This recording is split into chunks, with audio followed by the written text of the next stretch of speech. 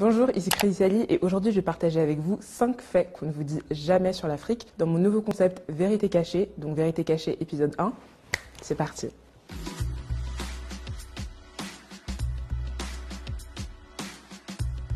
Alors pour commencer, le nom même de l'Afrique. Saviez-vous que le nom originel de l'Afrique est en réalité Alkebulan, qui signifie mère de l'humanité ou encore jardin d'Éden. C'est ainsi que les Maures, les Nubiens ou encore les Numidiens et même le peuple de Carthage appelaient l'Afrique. Cependant, à la chute de l'empire de Carthage en 149 avant Jésus-Christ, les Romains décidèrent de renommer Alkebulan l'Afrique. Et l'une des théories les plus crédibles est que cela provenait du nom de Leo Africanus, un explorateur européen.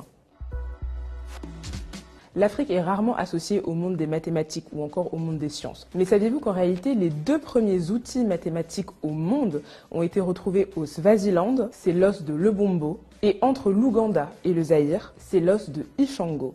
Ces 2 outils ont été créés il y a 35 000 ans. Ce sont les premiers outils d'arithmétique au monde. Et ils ont donc été trouvés et créés en Afrique. On sait tous que l'Afrique est le berceau de l'humanité, surtout depuis la découverte de Lucie en 1974 en Éthiopie. Mais saviez-vous qu'en réalité, c'est le berceau de la vie? L'Afrique est le seul continent sur la planète à réunir à lui tout seul 9 biomes, c'est-à-dire 9 écosystèmes, notamment les savanes, les mangroves, les forêts ou encore les prairies et les déserts. C'est également, bien évidemment, le continent le plus riche en matière de ressources naturelles. Pétrole, or, diamant, aluminium, gaz, graphite, sel, bois, charbon et encore tellement d'autres minerais. En parlant de minerais, parlons du cobalt. La plus grosse réserve de cobalt se trouve en République démocratique du Congo. On y trouve la moitié de la réserve mondiale de cobalt dans ce pays-là. Et savez-vous à quoi sert le cobalt ?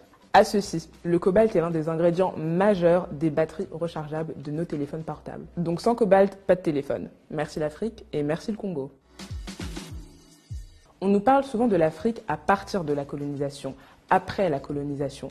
Mais saviez-vous qu'avant la colonisation, l'Afrique était en réalité un continent dynamique et mouvementé, où on parlait plus de 2000 langues et surtout où on comptait une multitude d'empires. L'empire Songhai, l'empire Toucouleur, l'empire Kong, l'empire Ashanti ou encore le califat de Sokoto. Des villes riches, renommées et prospères.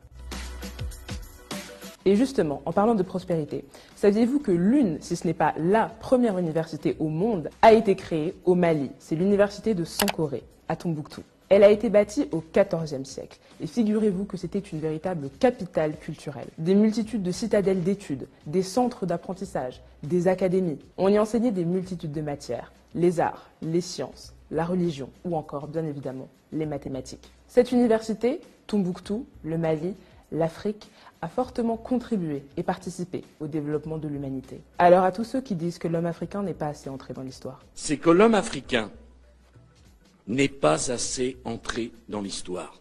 Je n'ai qu'une chose à vous dire. En êtes-vous bien certain ?